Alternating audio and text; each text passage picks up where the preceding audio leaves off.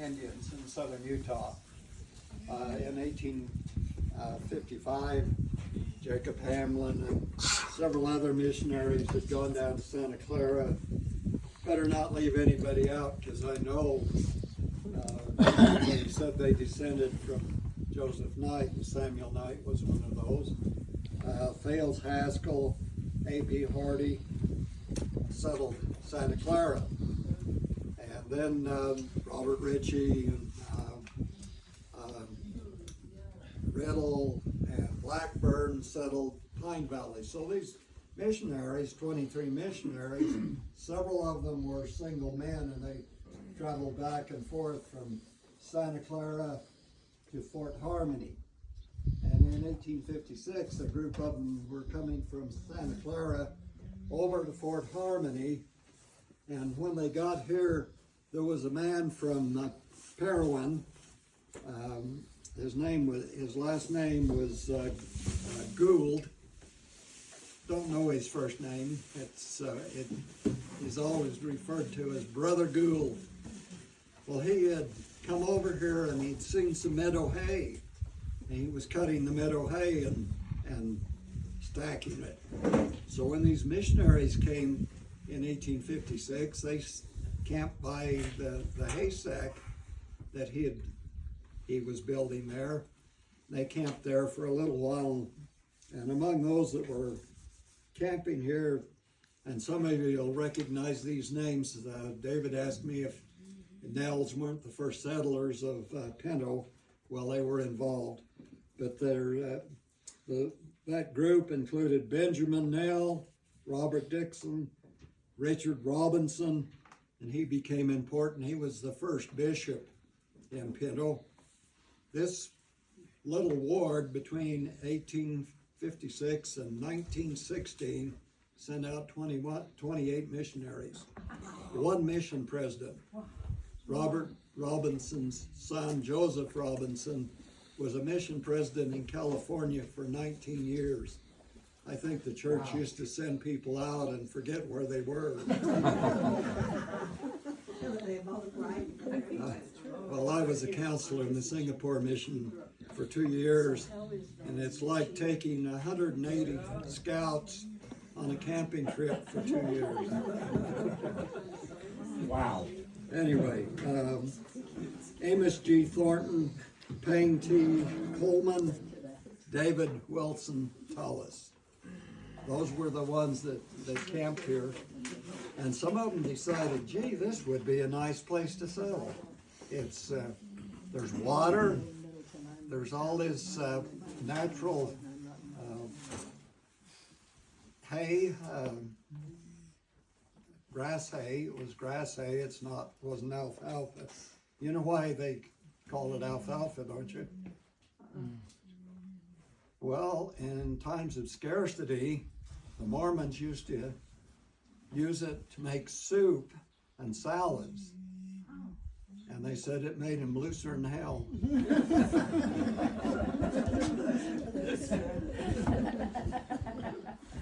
Anyway. It's not a true story. That made up. Yes, it is. Good for you. That sounds true. No, the name. The name, yeah. That's how they got looser. I was talking to a lady in the temple yesterday, and she said her granddaughter went to high school with the BYU quarterback. His name is Bear Brockmeyer. His oldest brother is Hank Brockmeyer. The one just older than him is Tiger Brockmeyer. His name is Bear Brockmeyer. They've got a 14-year-old son named Cougar.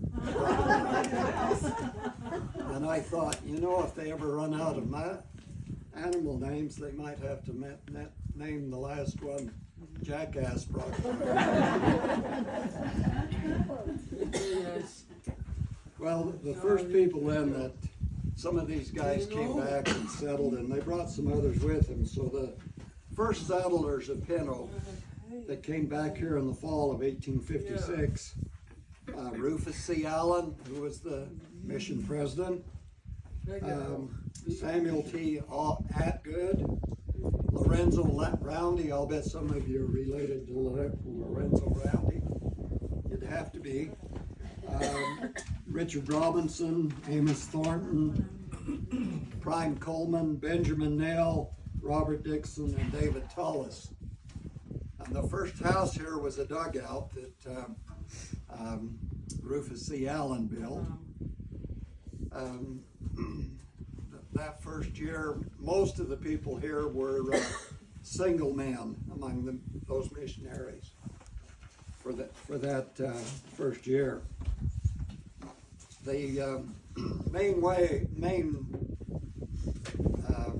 occupation was livestock grazing, and they had a dairy here. They were known for their cheese and their butter.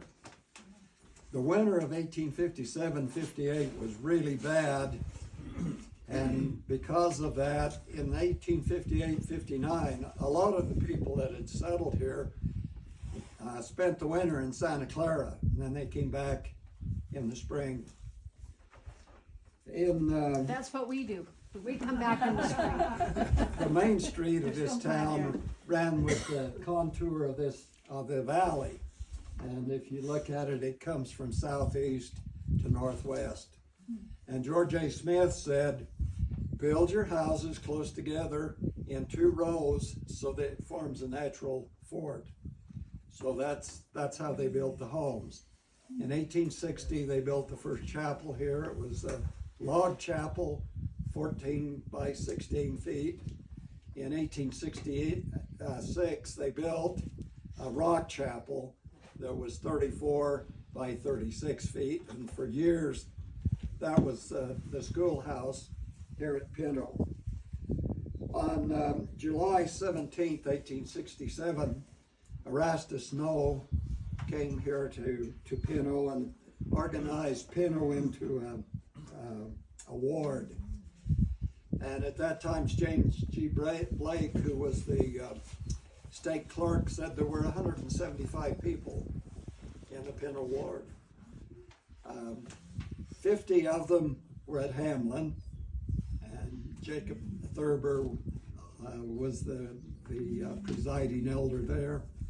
113 of them lived here in Pinto.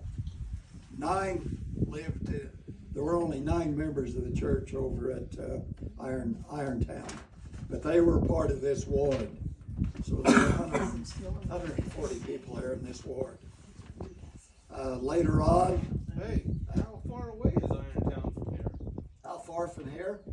When we were Well, at Page House Ranch, you can take off right on that road north. Yeah, Go right Do to a it. little bit of math. Go right ahead. Well, where we were at Page's Ranch, the road that goes north goes straight Straight to it. Irontown. How far though? How many miles? It's maybe 10 miles, 10, 12 It's, miles. The point is, Sunday morning, it took a while to get to church. A little bit. Yeah. A little bit. Well, at first, before they had the ward and before they built that first building, they met in private homes. And they do that today in the mission field. In China, you can't have more than 9 members of the church assemble in one place. So they assemble in homes. In Singapore, we had a lady that had come from China as an acupuncturist, and we had her taught over the telephone by the Mandarin Chinese missionaries in Hong Kong. She joined the church, Sister Paulson taught her to play the piano with a keyboard on paper. She became the pianist for our primary, and eventually she married a returned missionary from Idaho and moved to Alaska. But She's got quite a story. yeah, well, don't make me digress.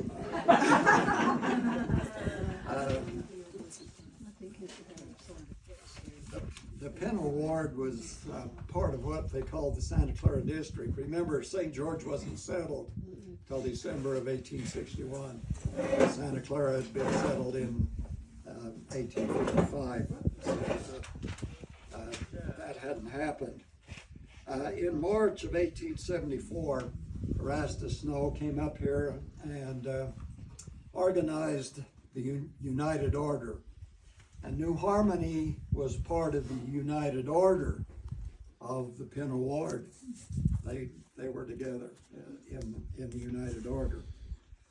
And he also installed a new bishopric with, I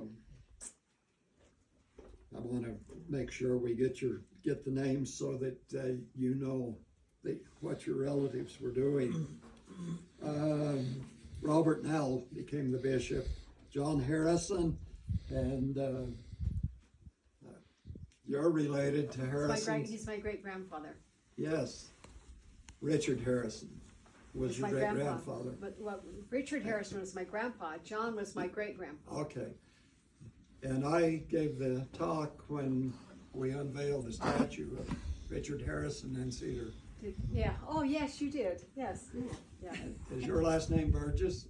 Yeah, it was. Your maiden name? Are Yes. you related to Jerry Burgess? Yes. Jerry Iverson? Yes. Well, my Grace Iverson was my sister-in-law. Okay. I The guess I know her. Iversons have some little hilltop down there that they have Yes, nice they statues. do. Yeah, they Well, do. that's Sharon Snow. Yeah. Okay. Well, Robert Neil Forsyth. Some of you might be related to Forsyths, are you? Nobody? All right. Well, this community thrived pretty well until 1950. And in that year, there were some people that decided this valley is too narrow. It's not going to support us and our children. So they went to the south end of the Escalante Desert and they bought a section of land for $11.25 an acre. They started irrigating from the Sig Beach of Little Pinto Creek. And in 1916, others from Meadow went to the Escalante Desert, and under the Desert Land Act, they homesteaded. In June of 1916, the Pinto Ward was dissolved, and the Newcastle Ward was created. Newcastle is made up mostly of people, expatriates from Pinto. My grandpa was the last bishop of Pinto Ward. Who is? Heber Harrison was Oh, okay, yes. that's my grandpa. Albert Harrison is My your... uncle. Okay. Well, I was his state president. Oh. Marcia Harrison is your cousin. Yes, my favorite one. Marcia Goodwin. Yes, She was the good one. she was. She was the good one. Didn't have to be with that name. At any rate, this must have been a pretty good ward because they sent out 28 missionaries from this little valley that probably is the maximum, maybe had 115 people, 115 population. They sent 28 missionaries between 1856 and 1916. They sent out one mission president, Joseph Robinson, as I told you, was the mission president in California for 19 years. Well, today, Pinto is summer homes to people in St. George that can't stand the heat. And also home to livestock, pasturing, the kinds of things that they started with. Actually, they overgrazed this area. And when they did that, they started raising, they went to agriculture and they started raising grain and vegetables and other things. And there just wasn't enough land in this narrow valley to sustain that. That's why they moved to Newcastle. And of course, eventually they got the Newcastle Reservoir. Now they have plenty of water. Let's go to Mountain Meadows. Okay, we're gonna head to Mountain Meadows. Thank you. I think before we leave, want to express our appreciation to the Catholic